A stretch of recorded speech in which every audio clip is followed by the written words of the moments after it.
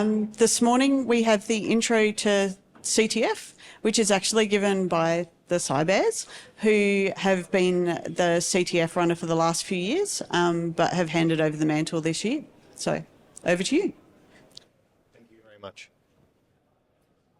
Thank you. Welcome everyone.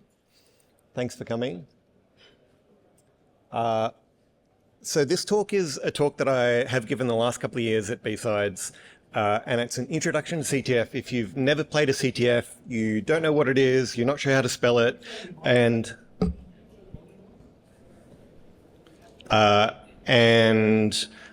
you're just interested in what it is and how you might go about it.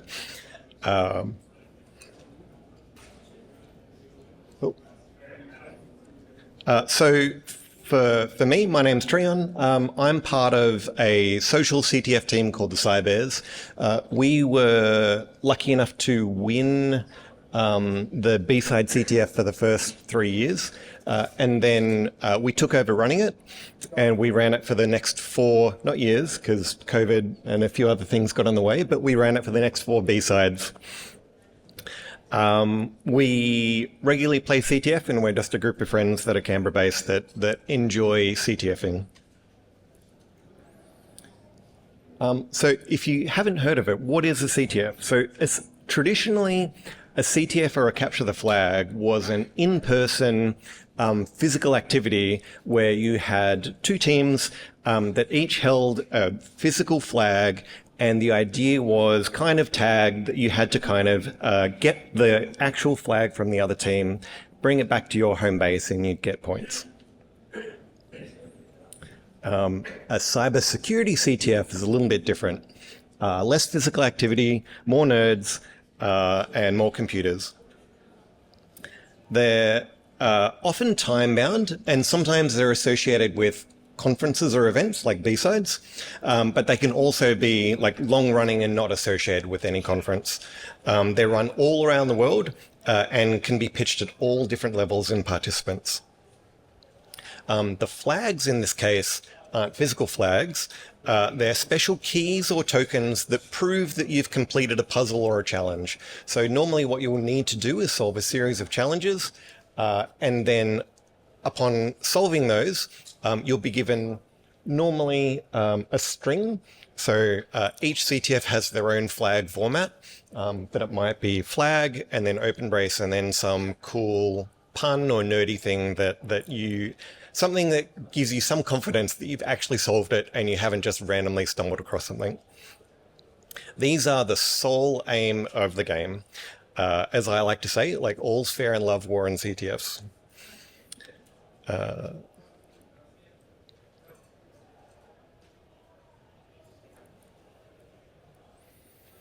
CTF come in a couple of different flavors or a couple of different styles. The most common one you'll see is called Jeopardy style. It's based on a US quiz show called Jeopardy, where contestants get a large board of trivia questions that are broken up into different categories. It might be like romantic era music or Great Lakes of the US. And then there are different questions with different point values assigned. The higher the points, the harder the question. Contestants choose one of these categories and a value and try to answer the question. This is similar to many CTFs, except the categories are now all cybersecurity related. So often CTFs will have a website, often the scoreboard, CTFD, is a particular kind of scoreboard. And then clicking on a challenge, so they're in categories, and clicking on a point value challenge will pop up a challenge that you'll need to try and solve. Often you'll need to create an account and log in or register, maybe create a team.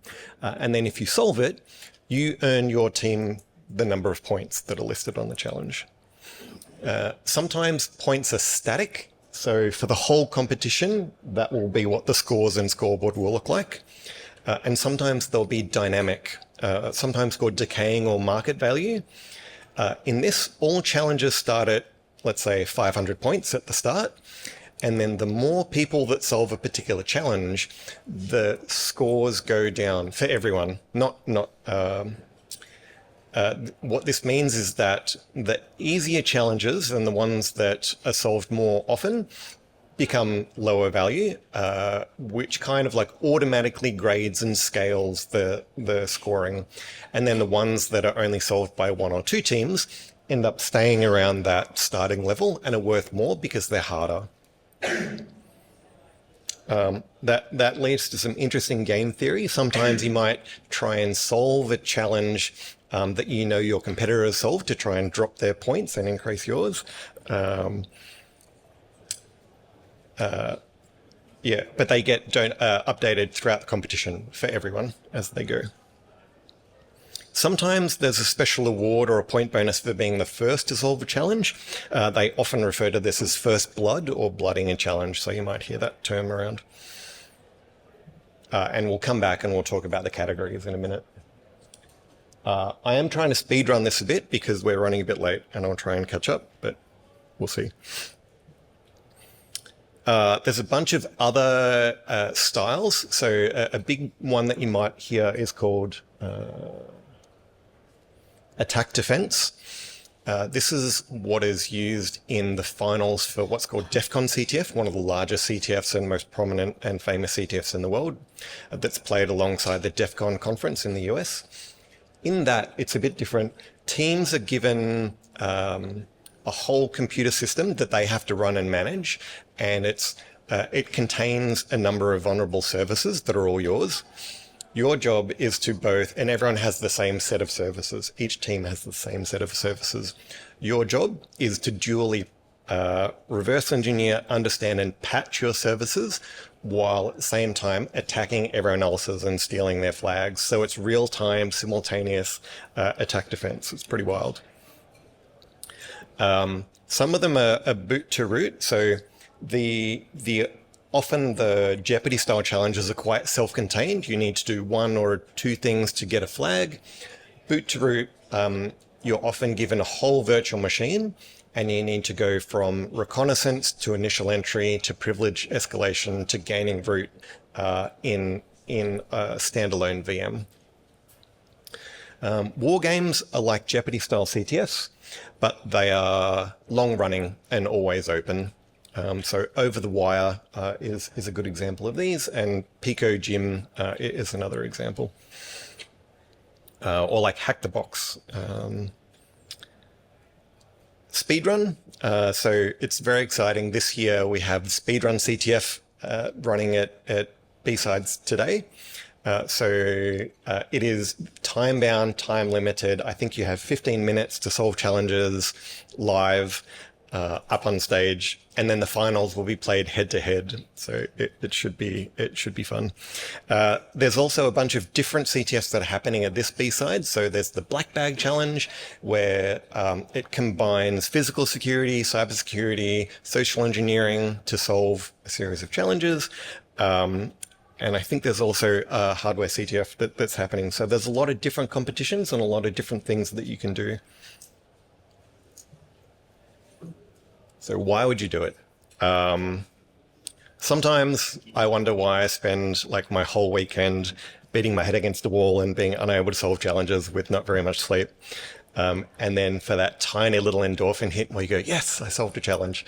It's that's worth it. One of our crew calls it like funstrating. It's equal parts fun and frustrating. But, learning, it's a really great way to learn new skills. If you're new to cybersecurity, you'll definitely learn new ways of solving problems, using new tools, new techniques, new attack surfaces, new ideas. It's definitely a challenge.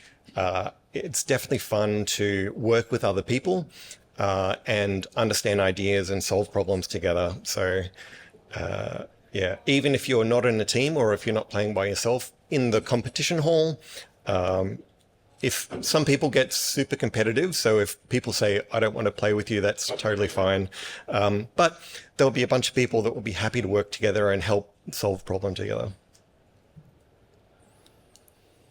So I want to go through some of the categories because sometimes they can be a bit intimidating to kind of start. but again, I might need to speedrun it. So the first category is, well, we refer to as REV, and it stands for reverse engineering. So often when we or programmers write code and write programs, we write it on the left in some semi-human readable language.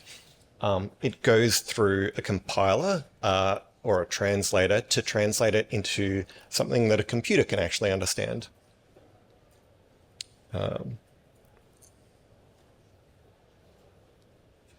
With reverse engineering, the idea is to go backwards, to go the other way. So often you're given a compiled program or an executable file, and your job is to try and make sense of it.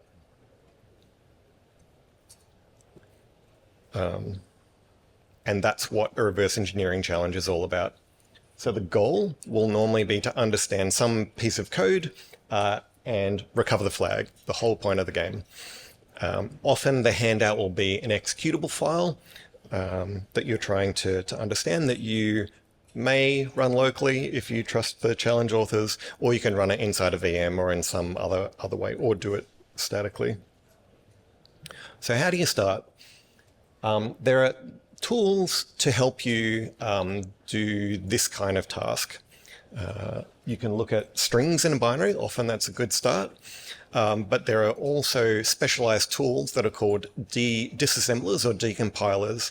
So Ghidra is free and open source that you can download. You can load it in and it will do that initial translation of going backwards to go from either compiled source to disassembly, or even disassembly to what's called like pseudo compiled pseudo source code. IdaPro is another disassembler and decompiler, and there is another free version available as well. And if you're looking at dynamic analysis on Linux, at least, those bottom three, if you can run a program, often it might be like, you know, a Nintendo game ROM or something, and you just can't run it, and you might need to do it statically. But if you can run it, if it's a Linux executable and you trust it, some other tools might be helpful. Just a few tips. Static and dynamic reverse engineering often work together. Just take care of running unknown code. Yeah, there might be some password that you need to enter or something to unlock. The next category is called pwn, which doesn't really make a lot of sense. But the idea of a pwn challenge is what's called binary exploitation. So all code has bugs. Some bugs can be turned into exploits that can change the control flow of code and provide attackers with complete control over a remote system. This is sometimes called pwning or owning a system. So that's why they often call these pwn challenges. Vulnerabilities could be buffer overflows on the stack or the heap. They could be use after free or double free issues related to memory. Almost always memory corruption, but keep an eye out for logic bugs and things like that. So the goal is to take control of a remote service using bugs or vulnerabilities, and obviously get the flag. Often you're given executable files that you need to try and attack. So you might be able, it allows you to test locally before you then try on the actual challenge server. So there might be a placeholder or a fake flag in the local file. And then once you show that you can do that, then you go, cool, my thing works and I can try it against the real system and get the real flag. And then there's directions on how to connect to that, the actual running service.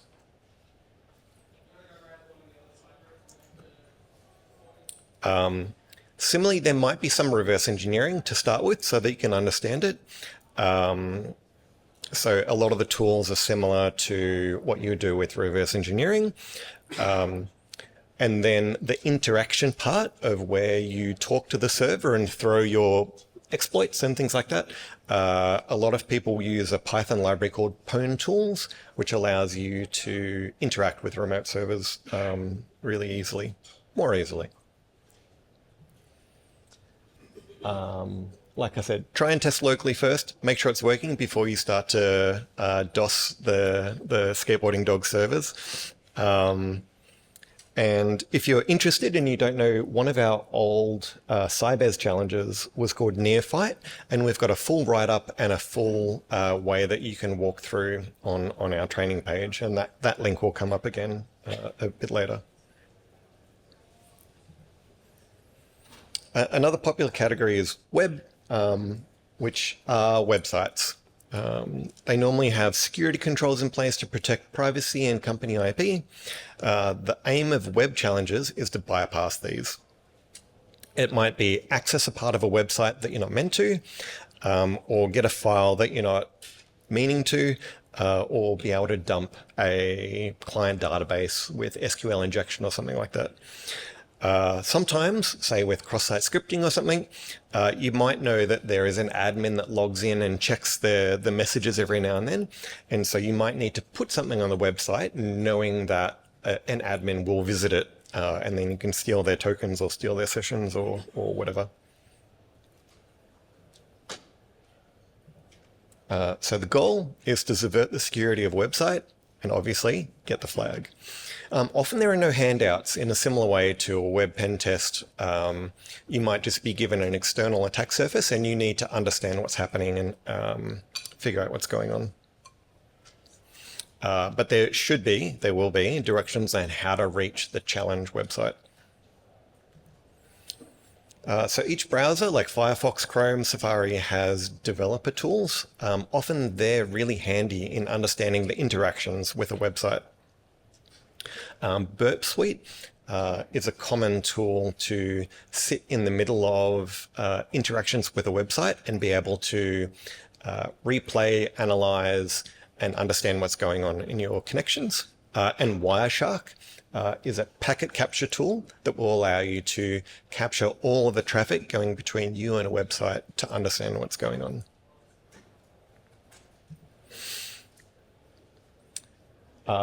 I'm terrible at web challenges, so definitely read the source, read everything that's given to you. Some of it might be in a comment, or it might be hidden, or there might be links to other pages that aren't initially aware. Definitely read everything that comes your way. Understand the goal that you're trying to achieve, and then work backwards from there.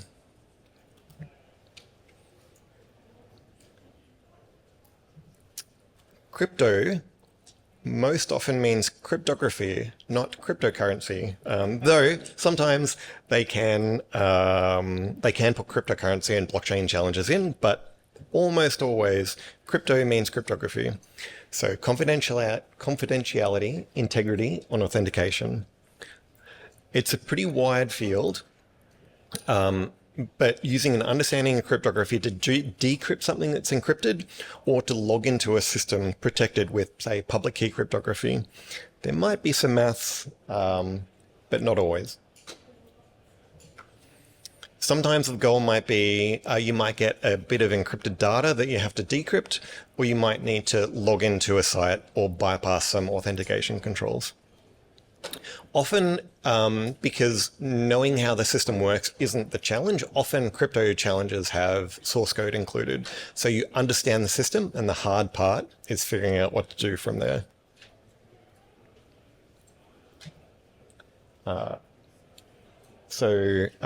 Tools that you can use. So shout out to CyberChef. CyberChef is an online tool written by GCHQ. It's an amazing web-based front end that allows you to do a lot of really cool things with data, but including like encoding and decoding with base64, doing some basic encryption stuff, and allows you to chain different processes into what's called recipes in a really easy to use system. So you can play around with that. It's amazing. I use Python quite a bit with two libraries, either PyCryptodome or Cryptography, which has a lot of the cryptography related stuff baked into it. And if you end up needing to use SageMath, I'm sorry, you can blame Joseph from Skateboarding Dog. That means you actually really need to do math stuff.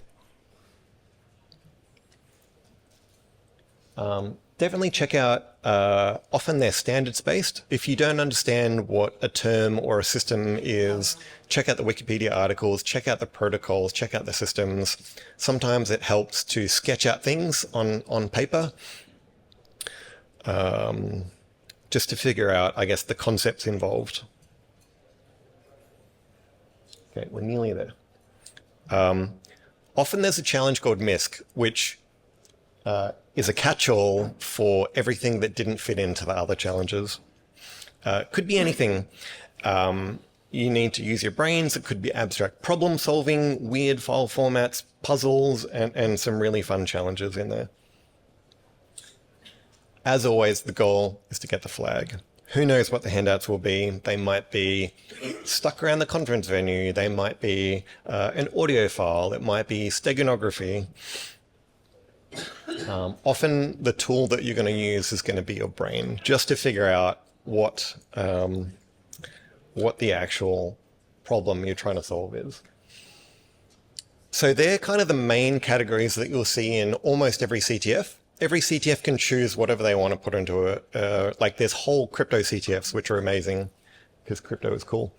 But you might see these other ones that come up. So steganography is where you want to hide a message inside an image or an audio file or a video.